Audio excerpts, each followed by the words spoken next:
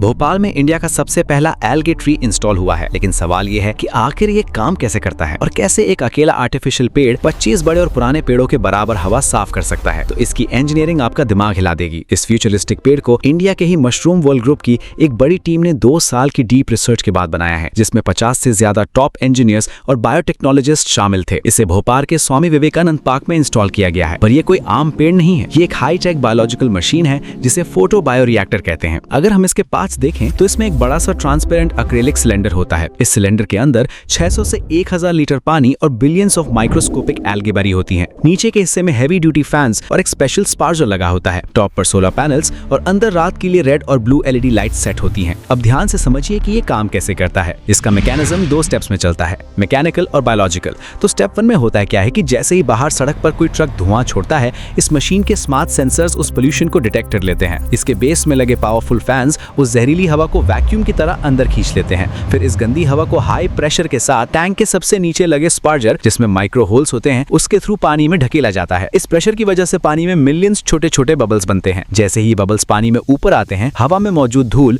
और खतरनाक PM 2.5 particles पानी में ही फंस जाते हैं। इंजीनियरिंग की भाषा में इसे वेट स्क्रबिंग कहते हैं, जो अकेले ही 55% डस्ट पोल्यूशन खत्म कर देता है। अब आता है स्टेप 2। इसमें अब हवा से धूल तो धुल गई, पर उन बबल्स में बची है जहरीली कार्बन डाइऑक्साइड CO2। ये CO2 पानी में घुलने लगती है और यहाँ पर अपना काम आता है पानी में तैर रही जिंदा माइक्रो एल्गे।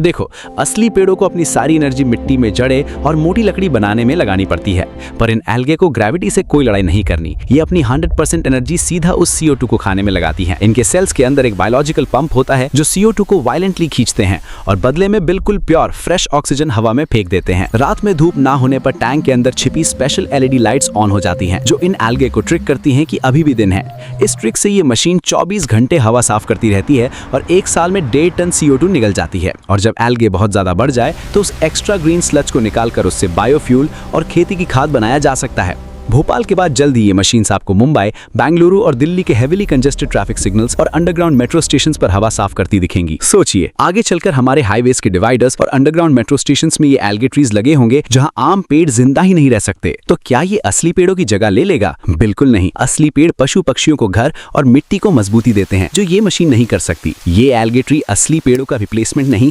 बल्कि नेचर का एक हाईटेक बॉडीगार्ड है। इसे स्पेसिफिकली उन पतले कंक्रीट वाले हाईवेज और एक्सट्रीम पोल्यूशन वाले एरियाज के लिए बनाया गया है, जहां धुआं और कम जगह के कारण एक असली पेड़ जिंदा ही नहीं रह सकता। आपको इसकी इंजीनियरिंग कैसी लगी? मुझे कमेंट्स में बताओ और ऐसी ही गजब की वीडियो के लिए फॉलो या सब्सक्राइब करना ना भूलें।